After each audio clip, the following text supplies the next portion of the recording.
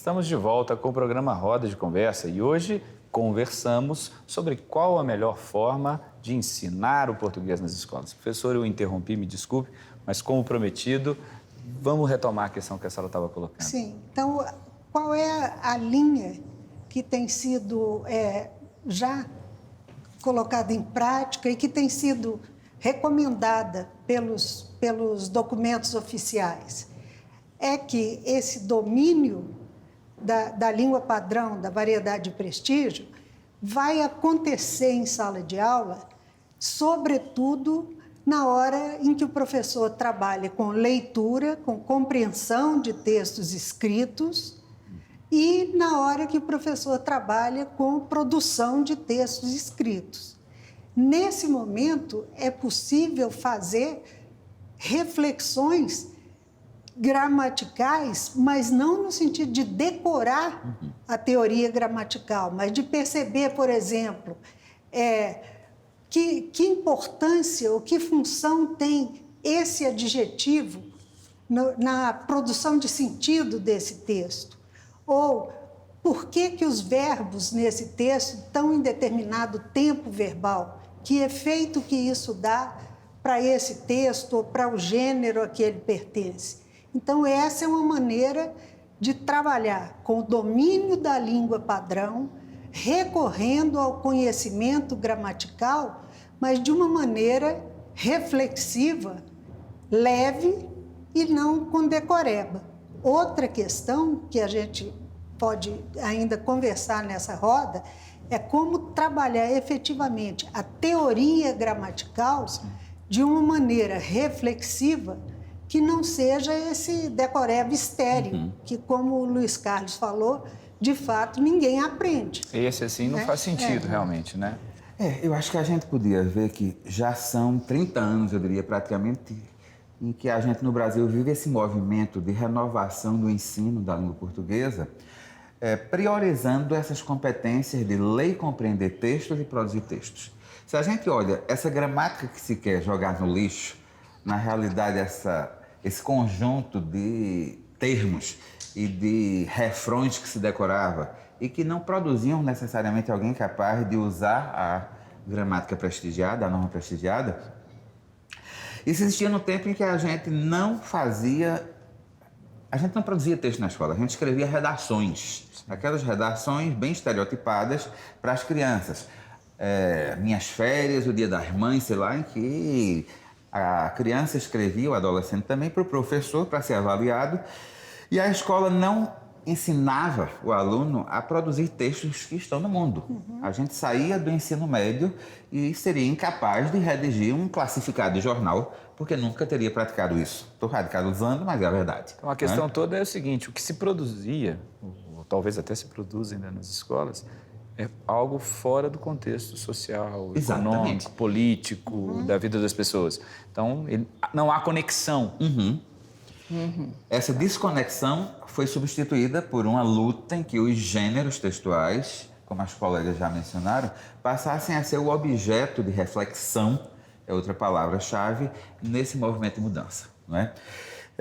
Eu penso que o como fazer isso é difícil. A escola, tradicionalmente, tem um ensino muito transmissivo em todas as áreas, isso não é só em português, em matemática, geografia, história, é muito mais fácil transmitir coisas prontas do que fazer o aluno refletir. E penso que na radicalização que houve, vamos lutar por priorizar os textos, criou-se certas tendências de rejeição a refletir sobre coisas importantes. A pontuação, por exemplo, tá certo? Perfeito. Ortografia. Ortografia eu não preciso deixar só para o momento de revisão textual. Existem coisas de ortografia que independem do texto e que podem ser trabalhadas semanalmente, quinzenalmente, durante toda a educação básica. Inclusive até porque um erro de ortografia pode alterar um sentido. A gente tem muitas palavras assim em português. E é fonte de discriminação. Porque as pessoas se queixam quando dizem não sabe português, é sobretudo o erro de ortografia ou erro de concordância. Né? 3 pastel... ou colocar, sei lá, casado com Z é fonte de discriminação imediata. Né? Por falar nisso, a gente está falando exatamente das pessoas, né? Para a gente continuar essa nossa roda de conversa, nossa equipe foi às ruas, exatamente para escutar o que as pessoas estão dizendo sobre o uso da gramática. Será que elas acham importante estudar a gramática ou elas querem jogar no lixo? Vamos acompanhar?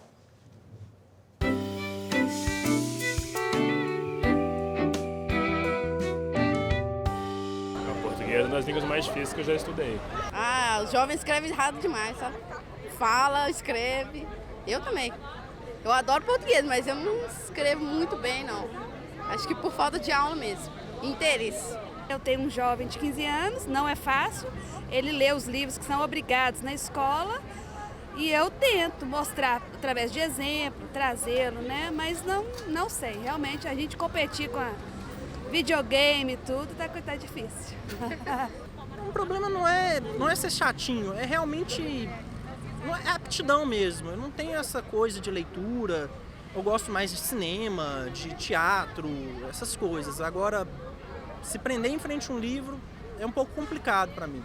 De primeira, a gramática era muito importante para todo mundo. Agora ninguém fala em gramática mais. Por que o senhor acha que não fala? Não sei, mudar tudo. As pessoas devem aprender gramática como qualquer outra matéria que o ser humano tem que aprender para ser algo, tipo, uma pessoa melhor na vida. É difícil? Não. Se a pessoa se esforça, tudo se torna fácil, né? Claro, super importante. Ainda mais no dia a dia, a gente precisa estar sempre conversando. Leitura, tudo hoje em dia é muito importante, mas eu nunca me dediquei a fundo, não. Gostar, acho que ninguém gosta, né, de estudar. São os linguistas mesmo que vão gostar dessa área aí. Mas acho que a parte que é mais difícil realmente, que é até interessante, é a parte de conjugação verbal mesmo, que acho que é isso que pega todo mundo. Como eu tive uma formação em escola pública, não que escola pública seja ruim, de forma nenhuma, mas na época que eu fiz foi de forma muito precária. Eu acho que a base, que aí foi nessa época, eu não tive de uma forma muito qualificada. E eu acho que eu carrego essa dificuldade ao longo da minha vida. Aí recuperar isso, às vezes é difícil. Eu fiz faculdade, fiz mestrado, mas eu sinto ainda dificuldade no que diz respeito a isso ainda. Comunicar não é bem necessariamente usar gramática, mas comunicar bem pode ser sim usando a gramática. Então acho que não é necessário você ter conhecimento gramatical para se expressar, mas comunicar bem tem que ter o conhecimento adequado. Então, meus queridos professores, professora Zélia, que eu interrompi um pouquinho o ciclo da roda, o fluxo da roda, que é difícil, mas me parece um pouco aquilo que vocês estavam colocando. A forma como é colocada acaba ou levando, ou induzindo, ou se traduzindo num distanciamento, né? E que nó que temos que desatar, então. Então, vamos lá.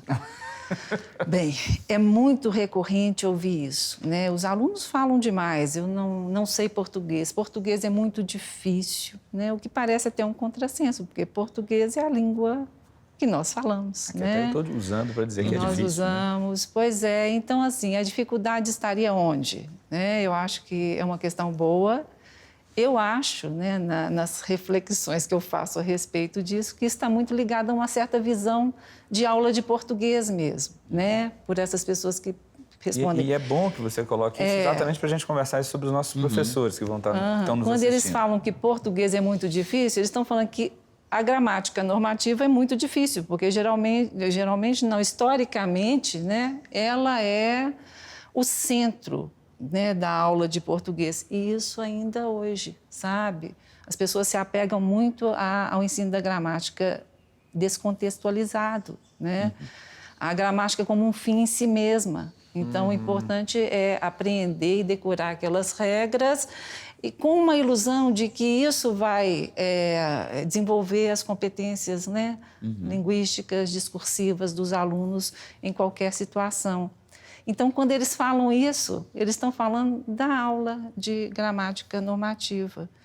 E quando eu digo que hoje ainda, né, acontece, né, o ensino da gramática ser assim, o carro-chefe, desconsiderando que o ensino da gramática ele deveria, como a Graça falou, né, articular leitura, produção de texto, conhecimento linguístico, né, fazer porque a gente separa isso mais didaticamente, mas na hora da aula... Inclusive na hora da aula também, né? E se a aula de português, ela vai do texto ao texto, como já me ensinou também eu estou aqui hoje com 2 bibliografias, né? Em carne e osso.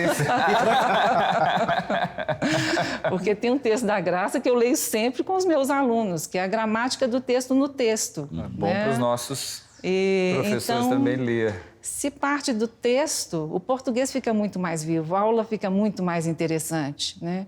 Então, quando você fala do desafio, é um desafio diário, né? Porque nós lidamos com alunos que vão para as escolas, eles têm que ver o que está acontecendo na escola, eles têm que voltar, conversar, né, conosco e devolver à escola um projeto interessante, né? Então, eu acho que é um desafio diário que a gente enfrenta, né, a respeito do ensino da gramática. Essa inovação do ensino de gramática, eu acho que é o grande nó da inovação do ensino de português. Nós, eu diria, nos últimos anos, mesmo nas escolas mais conservadoras, e nada mais conservador do que as grandes escolas privadas, tá certo? É bom você falar isso, Arthur. Isso não é um problema da escola pública, como se colocou ali. Não é. Essas aulas de gramática descontextualizada, em que ainda se memoriza regra à toa, é o retrato da escola privada da classe média brasileira, dos nossos filhos, não é, gente? A mudança disso, eu acho que ocorreu na direção de, mesmo essas escolas mais conservadoras, elas já se abriram para que cedo as crianças, os adolescentes consigam ter acesso na escola à leitura não só da literatura brasileira canônica, mas dos textos que estão no mundo. Eles leem jornal, eles leem publicidade, eles leem tudo que está escrito no mundo. Mas cria-se o momento da transmissão de noções e classificações gramaticais sem conseguir fazer esse trabalho com o texto, dentro do texto, em que, ao invés de estar decorando essas listas de classificações ou de termos, eu possa me apropriar da concordância, da ortografia, do bom uso da pontuação para ser eficiente. Para que na hora que eu tenha que escrever um texto com a formalidade da norma prestigiada, não é, eu saiba usar isso. É isso que é fundamental e há avanços. A gente consegue ver colegas, a gente consegue ver alunos nossos formados, jovens, que lutam e conseguem fazer. Mas eu diria que há uma outra coisa por trás, que é o controle. Eu me lembrei de Antônio Batista, Dutti, né, daqui de Belo Horizonte, que desde a dissertação de mestrado dele faz um estudo e vê aqui. Esse ensino transmissivo, ele tem uma função de controle, de disciplina muito grande na sala de aula. É muito fácil deixar os alunos calados, ouvindo, copiando coisas que estão postas no quadro, resolvendo um exercício bem mecânico, tá certo? Em lugar de estar permitindo que todos discutam um detalhe do texto. Isso não é só da aula de língua portuguesa, em matemática, em qualquer área ocorre o mesmo. A manutenção da tradição, eu acho que ela tem a ver com mecanismos de disciplinamento. Vamos deixar os alunos caladinhos, respondendo... Assustados. Assustados, achando que não sabem, que não dominam o que estão estudando, que vão continuar incompetentes e que, assim, eles ficam bem ordeiros, eles só falam quando... Bem cordeiros, não? Cordeiros, para só falarem ou escreverem o que a gente deseja, né? Esse é um problema grave. Bom, eu quero reforçar essas ideias que a Zélia e o Arthur colocaram, que é o seguinte, tem regras da variedade de prestígio que é preciso trabalhar na escola, sim. Regra de concordância, regra de pontuação, outras regras de regência. Muita gente se confunde muito em qual preposição usar, com o adjetivo, com o verbo, com o substantivo. E isso é regra que faz parte do uso da língua e que tem que ser ensinada na escola. Mas eu acho que o que predomina na escola, infelizmente, é uma gramática, uma teoria gramatical que se volta principalmente para a descrição da estrutura da língua, que é outra coisa completamente diferente. Uma coisa muito útil é você aprender regras de concordância, é você aprender regras de boa estruturação de períodos e frases.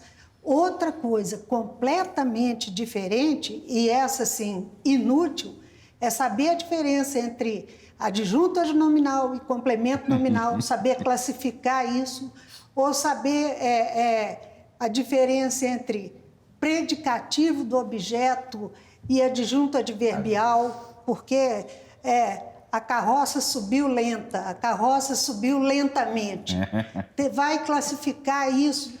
Isso não tem sentido, mas desenvolver a competência linguística do aluno para que ele domine a língua padrão, a variedade de prestígio, isso é dever da escola, é obrigação da escola. É o que a gente fala, é trabalhar no letramento do aluno, é trabalhar na inserção do aluno na cultura escrita. É completamente diferente daquilo que o Luiz Carlos condenou e que, nesse ponto, eu concordo com ele. Não é necessário decoreba na escola. Por outro lado, eu acho que é útil e necessário que o aluno conheça esse arcabouço da língua. É necessário você saber, e isso você pode saber de maneira reflexiva. Por exemplo, vamos ver, observar frases da língua, língua escrita, língua oral, e a gente vai perceber, se a gente puser no quadro, se a gente... Trabalhar com os jornais, com a televisão, no se a rádio, gente com a fizer própria gravações de língua oral, como é que se organizam as frases na língua portuguesa? Inclusive com o que ele precisa, né? A necessidade dele ali naquele momento, né? Sim, mas aí você vai chegar em quê? As frases têm sujeito e predicado, não porque o professor falou que tem, mas porque isso é visível, né? Quando você se volta para refletir sobre a língua, você vai ver que essa estrutura é comum nas frases, sujeito e predicado. Que classes de palavra compõem o sujeito? É o substantivo, acompanhado de um adjetivo, acompanhado de um pronome, de um numeral. Que classes compõem o predicado? Vamos olhar nas frases todas aí. O que tem? Tem um verbo, que pode estar sozinho, que pode estar com seu objeto direto, com seu objeto indireto, com um advérbio. Isso não precisa ser feito na base da decoreba. Isso pode ser feito pela observação, né, da língua escrita, da língua falada, etc. Vou ter que interromper um pouquinho a nossa roda, porque nós não podemos fugir do tempo, né? E esse aí a gente não tem jeito, mas a gente volta no próximo bloco tentando amarrar, tentando encaminhar algumas questões, né? E eu faço um convite para você que está aí nos assistindo. Se você quiser, aliás, se você deve participar do nosso programa, enviando suas dúvidas, sugestões e críticas para o e-mail magistra.rodadeconversa@educação.mg.gov.br. Você também pode participar pelo telefone, né? O DDD é o 31, ligando aí no 3379-8289 ou pelas nossas redes sociais, facebook.com/Educação Minas e twitter.com/EducaçãoMG. Daqui a pouco a gente volta.